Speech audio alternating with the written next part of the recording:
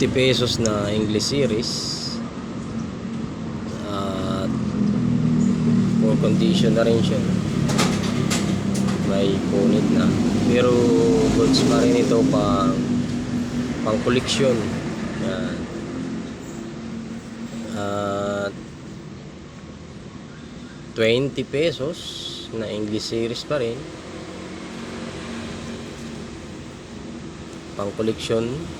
Ang ganda ito, pang koleksyon ng mga old banknote.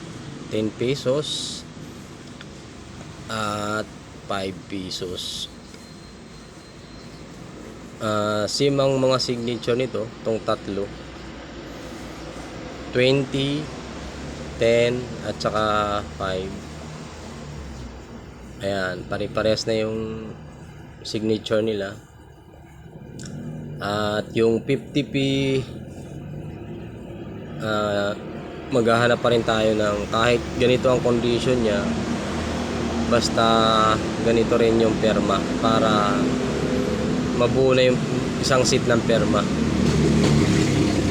sa English series na ganitong paper bills. Yan, itong tatlo, yung 5, 10, 20, same ang signature, tapos sa 50 lang nagkaiba. Yan.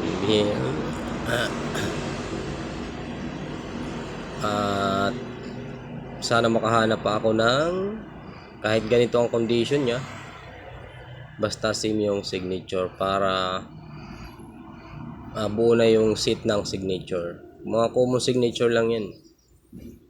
Sa 50 pesos lang ang medyo mahirap yata. I'm not sure kung talagang mahirap siya hanapin sa 50p na ganito ang signature. Yun.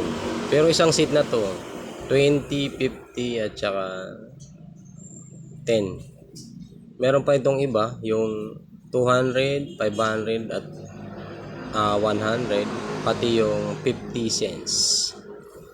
Pero medyo mataas yung mga yon. Kaya dito lang muna tayo sa mga poor condition, mga mamababa lang muna. Medyo mahirap pa na mahabulin yung mga ito.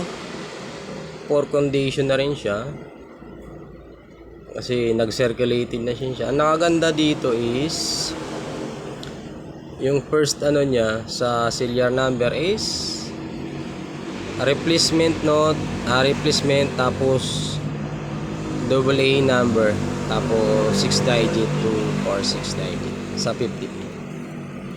Ito tinabi ko lang to sa 20p. Circulated na rin, yung condition niya dahil 2017 naman siya. Pero common po to common lang po ito. Kaya lang mapipis out na tong ganitong papel na pera dahil nakapalitan na ng mga coins. Kaya ko lang siya tinabi dahil 2017 pa. Tsaka ipipis out na to. Sa 50p naman, ang nakaganda dito is replacement yung una niya, tapos letters saka serial number na. Yun, share lang natin. Pang koleksyon.